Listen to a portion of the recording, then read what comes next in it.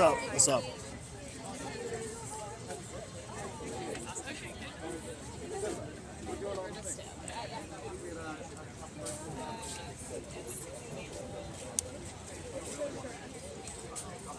I'll make myself look like a serious person.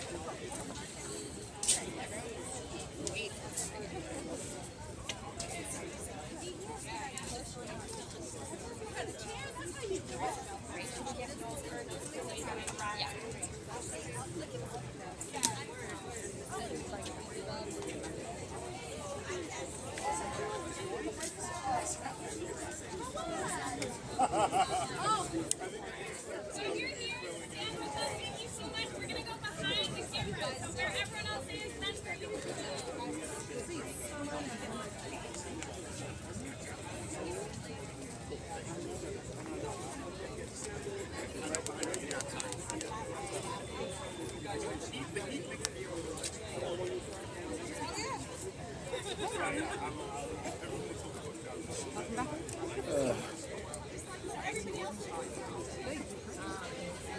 I'm gonna need to scooch one. Can we? Go into the reason you saw. I thought we fixed the Trying to catch our breath.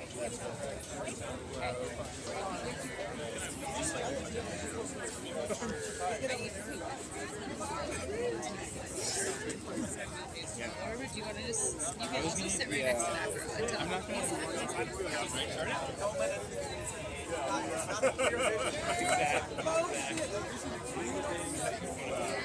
The Green Lantern.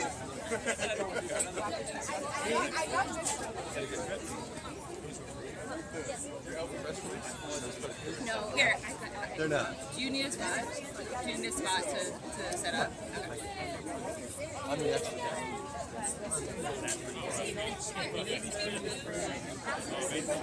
Good Italian,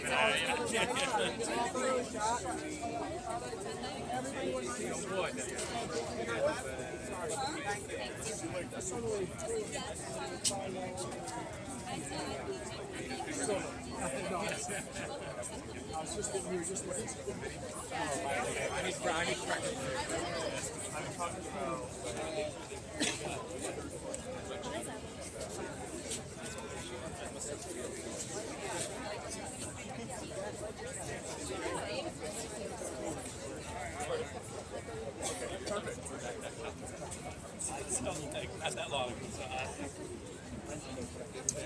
I would, you know. Slightly over the other people.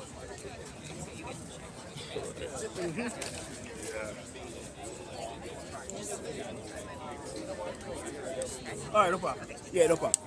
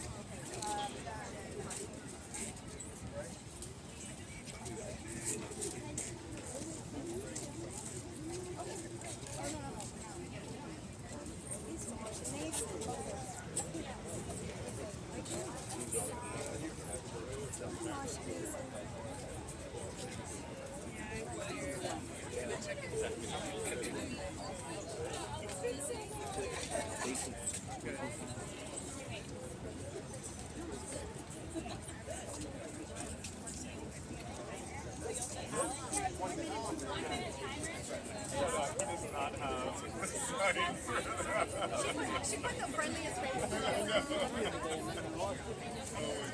Yeah, I know. I was like, I saw it. Adorable. Yeah. I think we were going to do auto. So far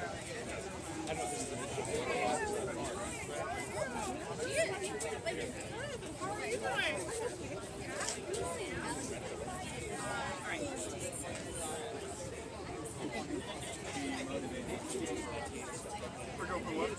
Yeah. Yeah, man, I just felt like doing that 13 mile run. This is the perfect running weather. And like I love better just for the rally. So trying to get more money.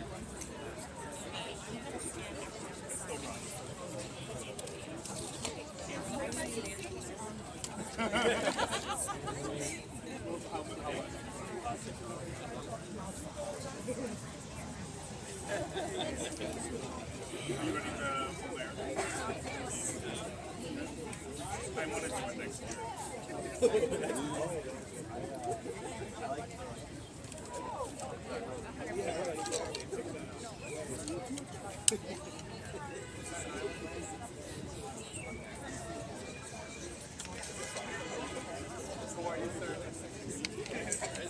And leave. Universal might show up. And talk with them right there.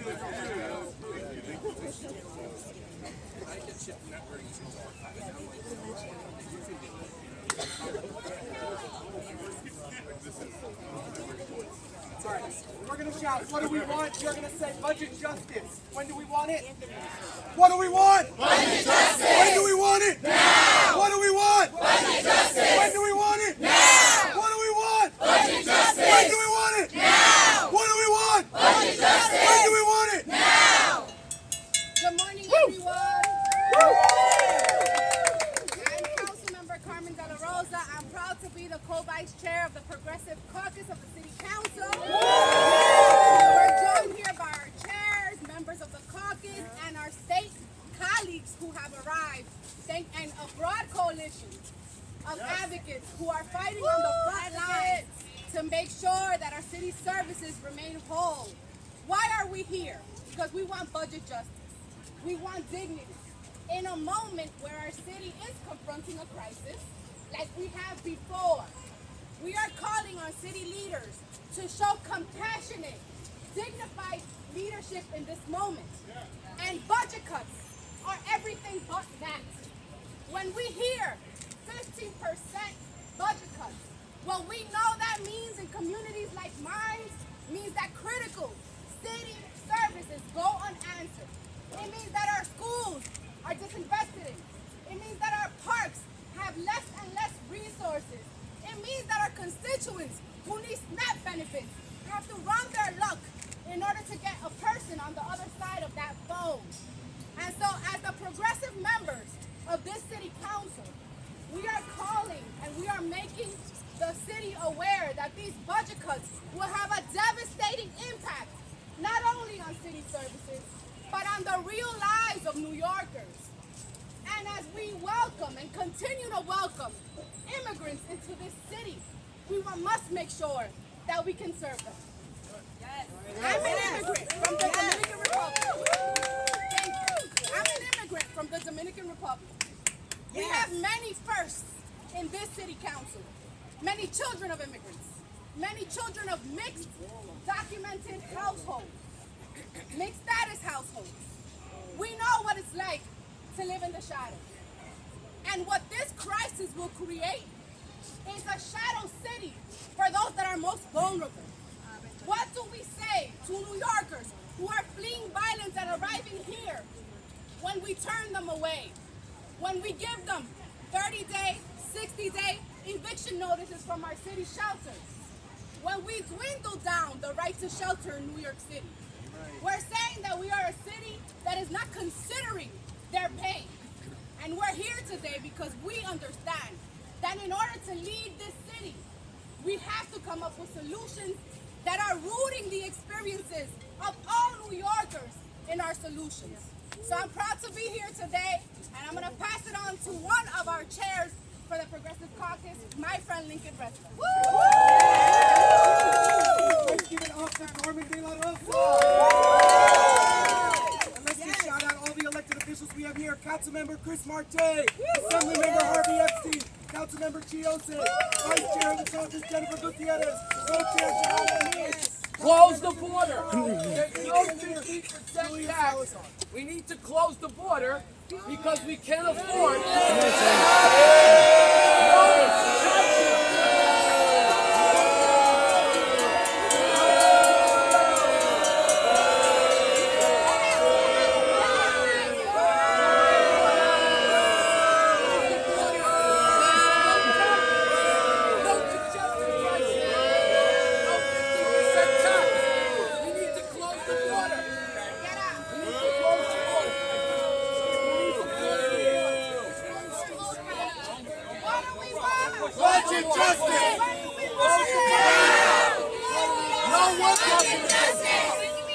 No work authorization. Move it, bro. No work authorization. Close the border.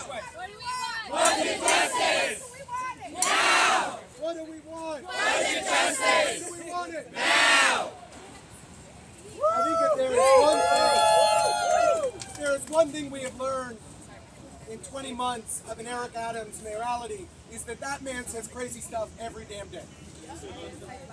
But let's ignore the crazy stuff that he says and focus on the crazy stuff that he is doing. He has already cut billions of dollars from the city budget. Our services have been obliterated. People can't access federally funded food stamps. People can't access cash assistance. People with housing vouchers placed in apartments can't actually get into their homes because we don't have the staff. And what does the mayor want to do? Cut and cut and cut. 15% cuts to the New York City budget. How many schools does Mayor Adams want to close? How many fire stations does Mayor Adams want to close?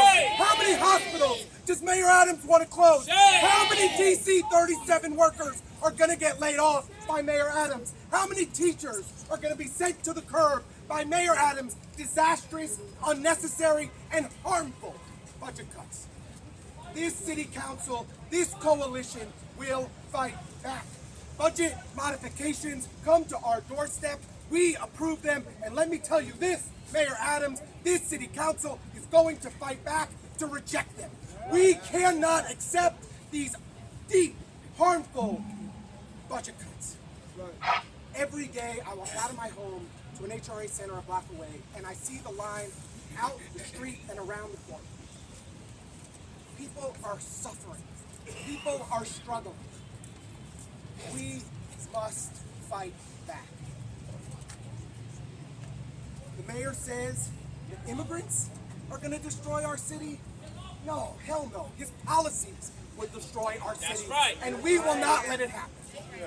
So without further ado, I want to introduce you to the co-chair of the Progressive Caucus, my friend and neighbor, the chair of our Immigration Committee in the City Council, Shahana Hanif. I just want to remind everybody that we keep us safe. That's right. We keep us safe. Thank you to everybody for showing up today, to all my colleagues across city and state. We appreciate your commitment to immigrants in New York City today and every day. I want to begin by sharing my personal story. I am a proud daughter of Bangladeshi immigrants. My father jumped a ship and was undocumented for many years. My parents arrived to New York City for opportunity, a chance at living in a democracy, with the hope of raising 3 daughters to help shape a stronger democracy. It is with that promise I ran for city council, and I won. That's right.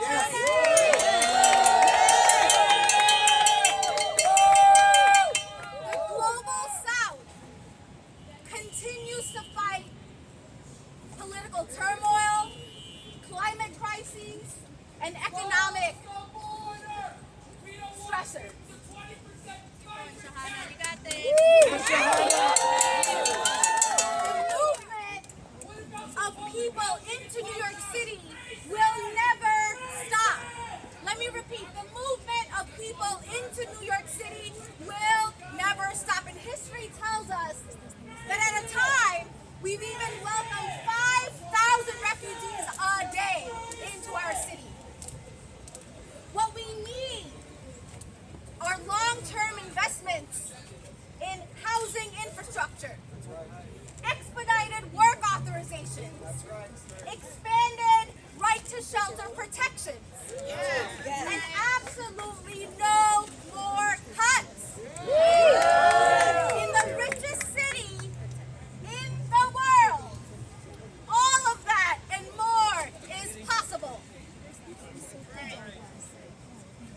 This mayor has attempted to eliminate right to shelter, has broken our promise of ensuring that New York City is not one with street homelessness by 60-day rule, which will roll out this week. And this morning we just read about the 30-day rule, when asylum seekers return to the intake center after not being able to successfully find housing outside of the shelter system will only be allowed 30 days. Those policies are terrible, unjust, and violent. So I just want to wrap up by reminding you what New Yorkers actually want. New Yorkers want permanent housing over temporary shelter.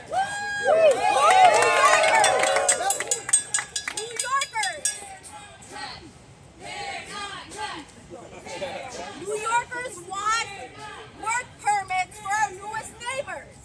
Yes, we do. New Yorkers know that immigrants keep our communities strong and safe. They cannot and will not ever destroy New York City. Let us be united in delivering and demonstrating compassion and care and the urgency for budget justice in our city. Thank you. All right, thank you all. Next up, I want to bring up Councilmember Chio Sen. Wow, good morning, everyone. I've been told to never address hecklers, but hecklers like that are breeded through the rhetoric spread by our mayor and Republicans alike. When he speaks about destroying our city, when he spews xenophobic remarks, it breeds hate that does not exist or deserve to be here in New York City. Mayor Adams is acting like this situation is a brand new situation, that cities in this world, nonetheless this country, have never seen migrants or influx of new immigrants coming into various different places in the world. Instead of having a doom or outlook on what's happening here in New York, Eric Adams should be spreading hope. Eric Adams should be looking towards other opportunities in terms of how New York should increase its revenue instead of looking towards budget cuts. Year in and year out, for the past 2 years that Mayor Adams has been in office, he's looked towards budget cuts prior to the migrants being here and prior to this being a crisis. Mayor Adams should be looking towards solutions of increasing the amount of money that we could be raising. Maybe implementing a pied-à-terre tax on the ultra-wealthy that own apartments here or homes here. Whether it's hiring 50 auditors so that New York City could trace money that we are owed, that's tens of millions of dollars that could be going towards this crisis, instead of running towards budget cuts, which the mayor likes to do often because I think he has austerity mindsets every single time a crisis appears. He should be looking towards solutions and uplifting hope and being a leader that New York City truly deserves. Look at Mayor Brandon Johnson. He's dealing with a similar situation in Chicago, and instead of talking about how migrants are destroying the city, he is looking towards solutions that won't harm the very services that are helping those who are coming into our city today. So we tell Mayor Adams, this is your time to be a leader. Do not spread the hate that breeds that hate that comes to a press conference like this. Do the right thing because you have the power to do so, and cutting is not an option. Thank you. Thank you so much, Councilmember Osei, a true partner of the caucus and of the movement. Next up, I want to bring up another fearless leader, Councilmember Tiffany Caban. Good morning, y'all. My name is Tiffany Caban, councilmember in the 22nd District of Queens. I just want to point out that a perfect example, for every one person spewing hate, there is literally over 100 choosing love and dignity and care and investment each and every day. What do we want? Care. Yes. Say it with me. What do we want? Care. We have a problem here, and the math don't math. We are in a crisis, but we have to recognize that that is a crisis of policy. It is a humanitarian crisis. And this pattern of cutting from our city agencies, gutting them, is not new. It didn't come with refugees. It didn't come with asylum seekers. We have seen this since the beginning of the Adams administration. It is why we are not getting SNAP benefits out. It is why the city is being sued because of lack of failure to deliver those services. And here we are again. We're just pointing the finger somewhere else, and it's not okay. I recently had the privilege of hearing Stacey Davis Gates speak. If y'all don't know who she is, y'all need to know. She is the beautiful, brilliant powerful black president of the Chicago Teachers Union who helped propel now Mayor Brandon Johnson to victory. And she said something so opposite of what our mayor is doing right now. She said, listen, we are here to face a challenge and support because in order to hate migrants, in order to deny asylum seekers, in order to shove them into corners, in order to deny them basic dignity and rights, you have to, no matter who you are, forget your history. She said you have to forget your families who fled plantations right here in this country. In order to hate and deny asylum seekers, you have to forget your immigrant ancestors who fled war-torn countries, who fled religious persecution, who fled authoritarian governments. This is not new. This is our history, and we are supposed to be a sanctuary here. We are not living up to that value. And to be clear, asylum seekers aren't denying anybody anything, but are amongst the folks who have been denied that sanctuary. And so instead of Mayor Adams pitting low-income black and brown New Yorkers against one another, what we know is that low-income black and brown New Yorkers and asylum seekers and new arrivals, we're on the same team. We are one and the same to demand more of the city. Because back in FY23, by the way, the mayor said we had to cut our schools because school enrollment was down. We got folks who can fill up our schools. Isn't that right? We want to provide an education for absolutely every single New Yorker. We can take a housing first approach. What do we want?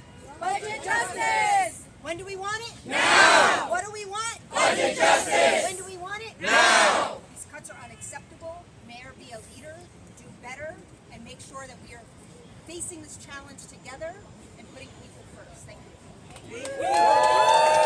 Move the money. We have some amazing community-based organizations and advocates with us today. First up, we'd like to introduce Melissa Johnson, who's an organizer with Baji, the Black Alliance for Just Immigration. Good morning. Good morning. Can you hear me? Yes! That's right, we're a community of New Yorkers, and we stand loud and proud for our community. So again, good morning. Good morning! Thank you. Thank you for gathering here today, everyone, all the coalitions, all the allies. I'm proud to be here to support Baji, the Black Alliance for Just Immigration. My name is Melissa Johnson. I'm the New York organizer. I'm also a proud Jamaican migrant and a proud resident. Yes. Right? Always proud to represent Brooklyn. I'm here to speak to how Mayor Eric Adams' proposed budget cuts and policies like the 60-day shelter rule will undoubtedly cause harm for vulnerable New Yorkers, especially asylum seekers. But we know all of his policies continuing over the past year have been causing harm to black and brown and all vulnerable folks. Whether you're houseless, whether you're LGBTQ, whether you're disabled, he has a history and pattern of investing in policing, prisons, and divesting in and cutting funds from public services, from community resources, and from the communities that need it the most. And we say no. Baji says no budget cuts, no divestment from communities who are black and brown, and stop the investment in police and policing. We have a history of welcoming immigrants and folks who are vulnerable, who are seeking refuge in this city. We cannot stop now. History teaches us that investment in vulnerable communities only makes us stronger. Investment in migrants only makes us stronger. We have to also recognize what is happening to asylum seekers as they are arriving, especially black migrants from African countries and the Caribbean are being disproportionately criminalized, over-policed, and incarcerated. What is happening is as there is investment in policing and prisons, asylum seekers as they are coming in are losing out on public benefits that all vulnerable folks should have access to and are being put in vulnerable positions by being kicked out of shelters, put on the street, and put into the police to deportation pipeline. And we say no. No. Migrant rights are human rights. But most importantly, all vulnerable people in New York deserve dignity and freedom. Thank you so much. Let's give it up to Brooklyn's own, the best borough president around, Antonio Reynoso. I am Antonio Reynoso, and I'm the president of the greatest borough in the city of New York, which is Brooklyn. Whatever. But the great Christopher Wallace and Biggie Smalls said, spread love is the Brooklyn way, so it doesn't matter where you come from, we love you all. Which is the exact same message that we're trying to preach here today. Because I want to talk about what's really lacking in this conversation. It's a conversation about opportunity. When you take away opportunity, crime goes up. When you take away opportunity, the issues and the needs of people go up. And what's happening here is that the mayor is deciding to start getting rid of, eliminating, and decreasing opportunity. And then the outcomes that come from that, he wants to run away from. He wants to jail people because there is no opportunity. That is what he's talking about. Instead of doing what the folks came here to do, which is give them that opportunity. Now I want to talk about the budget cuts. What budget cuts is he going to cut? Let's have a real conversation. Are people going to spend more time with undignified housing in NYCHA because the mayor's making budget cuts? Are black and brown kids going to learn and only have a proficiency of 25% and the 5th grade in English and math because the budget cuts he's going to make? Are we going to have more people in Rikers Island because of the budget cuts that he's going to make? Yes. This is a person that is making it so that New York City is devoid of opportunity, devoid of it. We don't have them now. We had a crisis for housing long before the migrants got here, and nothing happened. Our kids were already not learning, and nothing happened. There's a mayor that has come in and has talked about the one thing that is going up is the population in Rikers. That is the one thing that is going up. The way we solve for this problem is with giving people opportunity. Now we talk about jobs. We can't get the jobs if they're not applying for asylum. They need to fill out these applications. The faster we get them to fill out the application, the faster they're eligible for work authorization, the faster they get to opportunity, which removes them from the system that we're right now supporting them with. If we give them the opportunity to go to work, they do that. And now all of a sudden, through executive authority, the mayor and the governor have found out that they can do state and city work authorizations, and we can figure that out. Why not figure it out 6 months ago? Why not figure it out a year ago? Why not? Because we are devoid not only of opportunity, but of leadership. There's a lack of leadership in the city. Mayor Lindsay, Bloomberg, de Blasio, Giuliani, some people that I would hate to be assigned with never gave up on this city. Never. The one thing all those mayors had in common is that they always stepped up and figured it out because that's what New Yorkers do. That's what we do. It doesn't matter if it's COVID or financial crisis or 9/11. This city makes it out. And no mayor ever stands in front of you and says, we give up. Never.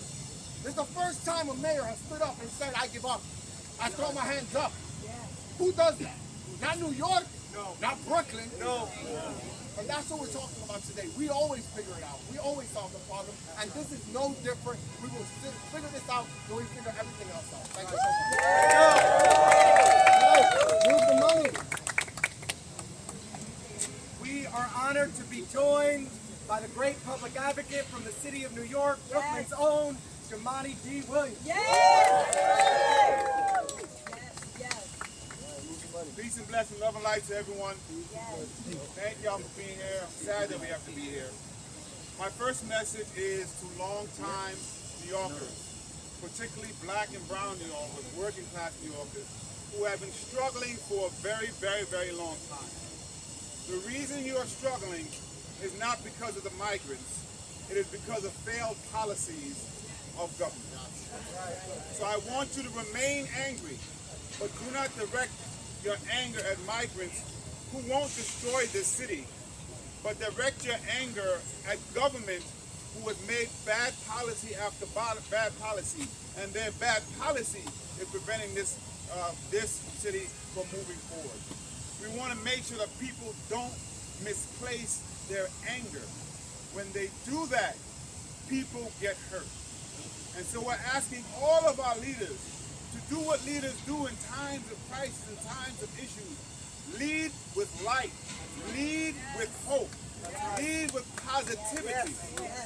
We have been in crises before that we didn't see the end to, like the pandemic, like recessions, and we always led with hope for the future. We have seen influxes of migrants of this size previously, and we have made it. They have made our city and our country better. So we're asking everyone to speak in a way that lifts up the issue of longtime New Yorkers, but does not forget the humanity of migrants who are here. And that's what a leader does when leadership is needed. Lastly, with these cuts, I want to be clear. The mayor and the administration proposed cuts to the budget long before the migrants got it. So to pretend the migrants are the reason to propose cuts is disingenuous at best. Also, as I'm sure was mentioned, the cuts to one-year budget far exceeds what we expect it to cost for this crisis. I want to be clear about that. But I also want to be clear that we do need to find measures to address this budget, which is why I'm frustrated, because the mayor and administration would not support us when we asked for revenue-raising options. My hope is if you're looking at this now, in the budget for the state in April, I am assuming the mayor will join us when we ask for revenue raises so we don't have to make cuts in the budget. There was also a poll out now that says the thing that New Yorkers are worried about the most is the cost of living. That's where we need to focus our budget on. We also can get the mayor and the administration to support us on good cause eviction to keep people in their homes. This administration put people on the Rent Guidelines Board that raised the rents more than we've seen in 10 or 20 years. So what we don't want to do is pit New Yorkers who have little to new New Yorkers who have none. And if we have to find some money in our budget because our federal government is failing us, I want to be clear about that. Our state government has just begun to woke up and there's so much that needs to be done. So the mayor is correcting those two things. But if we have to do this, 5% across the board 3 times in a year is not the way to do it. You have to work with the council to look at where the cuts can be made. And lastly, think about city employees who are hearing this. Think about what's going through their mind when there's a blanket statement they're going to cut 15% of the budget. This is not a way to lead.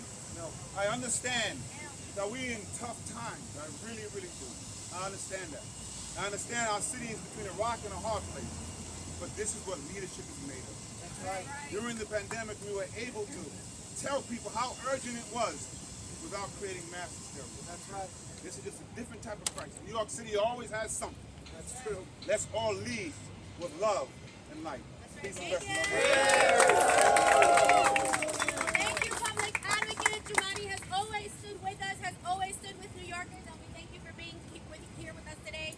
Next up, I want to bring up a very, very special state senator representing the beautiful borough of Queens. Shout out to State Senator Jessica Ramos has stood with us for a long, long time. I'm so happy she made time to be here with us today. We know we have a real fighter in Albany, State Senator Jessica Ramos. Buenos dias, New York. What a beautiful day to feel hope, to feel the love of New Yorkers coming together to say that we are up for the challenge, just like every challenge that we have faced so far. You know, in New York, where we've seen waves and waves of immigrants define our very city, it has never been the right time not to invest in our communities. Years of austerity budgets at both the city and state level have decimated services. When I was a part of the city administration, we championed universal pre-K for our children. Today, we have fewer children enrolled than ever before. We're seeing fewer families apply and receive SNAP benefits when 1 in 5 New Yorkers is going to bed hungry every single night. It is getting harder and harder for working people to make ends meet. I fought tooth and nail this past session to raise the minimum wage, and it will go up just a few dollars come January. Not exactly what I wanted, but something. But still not enough for people to put food on the table if they're working, if they have a full-time job. And now that we're pushing New Yorkers into survival work, having to figure out what the hustle is going to be while they're waiting for their work permits, we want to criminalize them too. That is not what New York is about. We do not cower before the challenges of receiving and welcoming new neighbors. We work with the federal government. We find collaboration with the President of the United States to figure out the funding that we need to deliver for the city. We work with the congressional delegation. We talk to the governor about what workforce development programs are possible in the meantime, so that these months before they do get those work permits don't go to waste. And we certainly think about an affordable housing program that actually works, that takes into account all of these empty office spaces. The building trades in New York have been clear. It takes about 18 months to convert office space into residential spaces. Had we started last year when the influx of immigrants started, when people started moving to remote work, we'd be way ahead of the curve. We'd have New Yorkers in apartments, and the shelters would be available for the migrants. I wouldn't have people sleeping on the streets of Roosevelt Avenue last night with their families. I am tired of New York being poor, because this city is not poor. Look around. Look at all the damn money that is around for the rich to ply their way through politics. Meanwhile, we starve. Meanwhile, we're homeless. Meanwhile, we don't have child care. Meanwhile, CUNY and SUNY continues to go up. Meanwhile, the MTA goes up, and the service slows down. Our city needs to get it together. Yeah. I love my city, and I know that you do too. I know that you're here. You're all here because you love New York City as much as I do. Let's keep fighting. Let's show them that New York can take care of this, like we've done with everything else. Thank you. Give it up for Senator Ramos. Yes. Our next speaker is somebody who has been in the trenches of social justice movements for decades, long before he became an elected official. Assembly member from the Lower East Side, Harvey Epstein.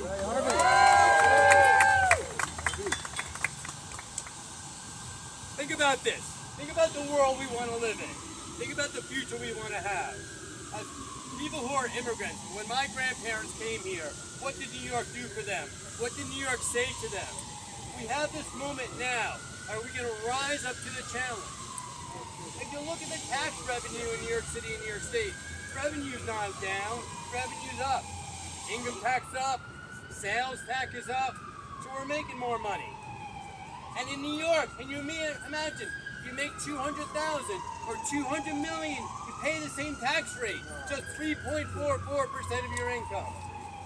There's a lot of ways to get revenue that don't impact the struggling New Yorkers, the new New Yorkers, the people who are here, like my grandparents and other people's families who came here seeking for a better life, seeking asylum from a place that was war-torn, where it wasn't safe, where their family members died. That's what we're talking about today. And the question we have to answer, and the mayor and this amazing council members are answering, is what are we going to do? The answer is care, not cuts. The answer is to be hopeful, not hateful. The answer is to be thoughtful, not destructive. We have the chance. We have the opportunity. We will not stand for cuts. We do not need cuts. We need support. We need supply. We need to make this better, not worse. And as an assembly member, I will stand with you. We will fight together to make sure that we have a city that's safe for all of us. Thank you. Move the money. Thank you so much. Let's give it up for our state reps who are joining us today. Senator Ramos, Assemblymember Epstein, and Senator Salazar. Did I miss anyone from our other state reps? Doesn't matter. We love you all.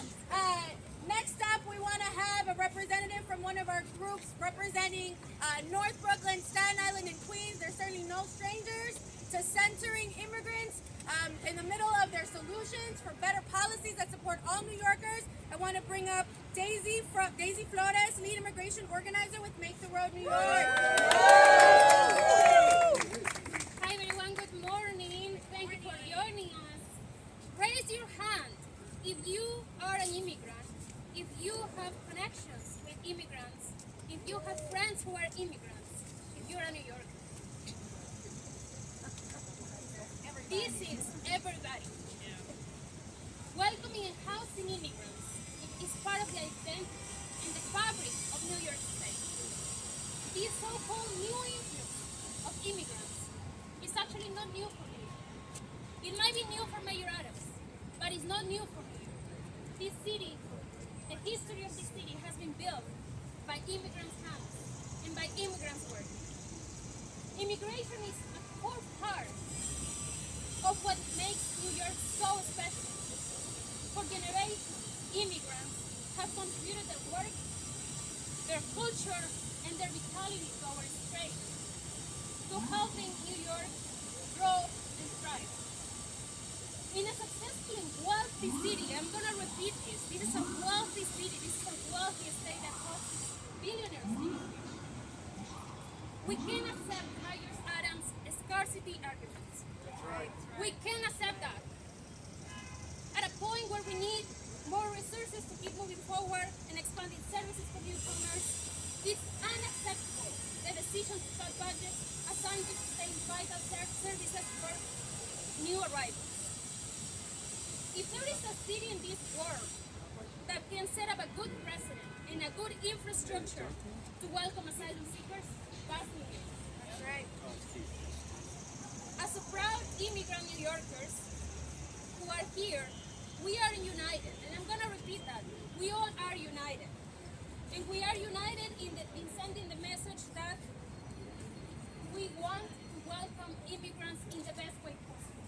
And what we are demanding here is that the mayor does his job, is that the state does his job, and the federal government does the same.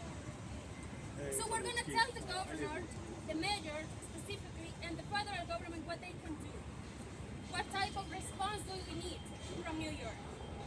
So you're going to repeat with me this. What do we need? Legal services. What do we need? Legal services!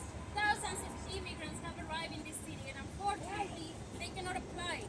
They cannot submit their asylum applications yet. And that's because we don't have enough funding for legal services. What else do we need? We need more funding for schools. What do we need? Funding for schools! That's right. We have thousands of new Yorkers who are going to schools, just started going to school, and actually need those funding to have bilingual public education ready for them to have a successful experience. What else do we need? Work authorizations. Work authorizations. That's right. These 100,000 immigrants who have arrived in the city, they want to work. They're a workforce. They want to contribute to this city to thrive. But for that to happen, we need to expedite the process of having work authorizations as soon as possible. And alongside with that, we need to have adult literacy and workforce programs. There we go. And finally, we also need that all New Yorkers are housed. What do we need? Housing! Housing for all New Yorkers. And that's an all demand, not only for newcomers, but for all New Yorkers, because we know that New York is facing a housing crisis. Instead of pouring his efforts into taking away services on which New Yorkers rely on, Mayor Adams should focus on strengthening those programs that will allow recently arrived New Yorkers to integrate faster into their new lives, like legal services and all the services that I just mentioned. The mayor's proposal budget cuts will have severe negative impacts on millions of New Yorkers, directly and indirectly. All New Yorkers, the ones who have arrived 30 years ago, 20 years ago, 10 years ago, 5 years ago, 1 month ago, all of them, we want to live in communities that are welcome. Don't divide New Yorkers, Mayor Adams. We all are united. We all are united. Yes, we all are united. Once more. We all are united. And what do we want? Budget justice. Thank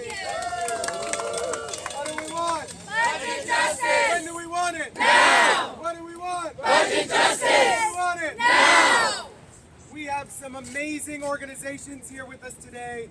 One of the most dynamic coalitions that's been fighting back against the mayor's xenophobic remarks and fighting for immigrant rights is the New York Immigration Coalition. Let's give it up for Theo Moore, the Vice President for Policy and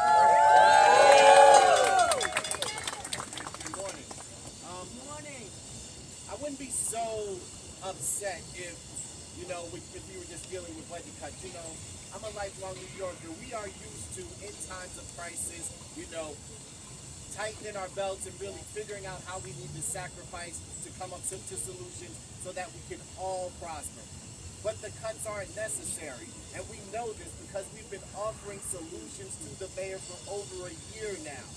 A year ago, we put out a Welcoming New York report that actually had solutions for every level of government, and one of them in there was if you actually focus on our shelter system, you actually target the individuals and families that have been in the shelter system the longest, move them into permanent housing, and then move newcomer asylum seekers into the shelter system. You can also expand the voucher program so undocumented New Yorkers can access that and have access to permanent housing. And for a while, we were kind of on an island, and then we started to see folks come along. We saw budgets come along. The mayor proposed cuts in the budget. We saw pushback from the council and council finance saying, hey, we actually have more money. The comptroller said the same thing. We have more money. Why are you trying to cut everything? We saw other organizations come up with solutions as well. Make the Road New York came out with a similar report. Solutions on top of solutions. Recently, Fiscal Policy Institute also put out a report saying, hey, this fiscal cliff that you're talking about, it actually doesn't exist. We project to have more money. These cuts aren't necessary. And then we were like, well, maybe we have to show our work. We can't just talk about the solutions. Maybe we got to do the math too. So along with Quinn, we put out a report that said that if you expanded vouchers so that undocumented New Yorkers can have access to these vouchers, the city would save $3 billion. That's billion with a B. That is not a small amount of money. So then it's like, we have multiple levels of government and organizations saying we have more money, the fiscal cliff doesn't exist. We have multiple organizations pointing out solutions so that you can actually properly integrate all of our newest New Yorkers and save money. So why are we here talking about 50% budget cuts? It's because we have to understand this fiscal cliff that we are on is built on a hill of the mayor's lies. The fiscal cliff that we're about to fall off is built on a mountain of his own mismanagement and poor decisions. So we need to actually start listening to the community and their solutions, which will not only help newcomer asylum seekers and migrants and immigrants, but actually save us money. We have to start working with the council, working with the controller. We need to work together. The money is there. The solutions are there. Now it's time for the mayor to actually listen. Thank you. Next up, we want to bring up our colleague who's been fighting in the trenches representing Sunset Park. Red Hook has stood side by side. Our immigrant communities has been saying hell no to Mayor Adams since the beginning. My pleasure to bring up Alexa Avilés. Buenos días. Buenos días. Yo le quiero hablar a los inmigrantes que hablan español que están aquí. Y si me ven en televisión, por favor, este mensaje es para ustedes. Yo sé que ustedes están muy frustrados, que están aquí por muchos años, que a veces no te han dado ayuda en nuestra ciudad. Y tu vida ha sido bien difícil y estos tiempos ha sido bien difícil. Pero por favor, no caiga en la trampa de sacar sus frustraciones en otras personas.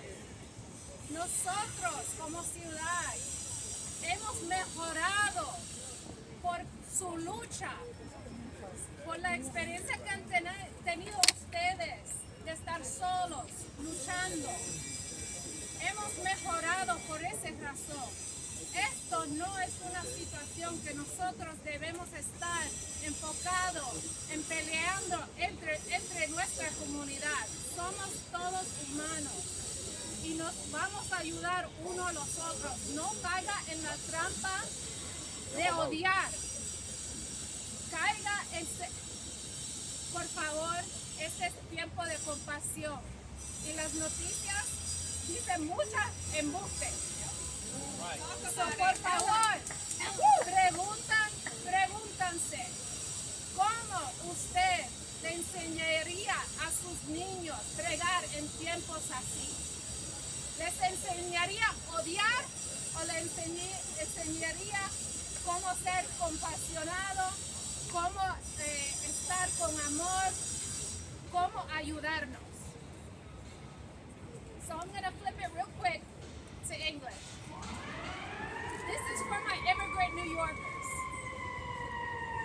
This is, please, while we understand that you are frustrated and the costs have gone up and you feel so challenged by everything that is happening in our city today for decades, the reason why we are better as a community is because we have built on your struggle. We have learned that we don't want to continue to harm people. We want to provide a compassionate landing place for anyone that comes here. Please do not fall in the trap of hatred. This is not about pitting one New Yorker against another. This is about abundance. This is about learning from the mistakes of the past.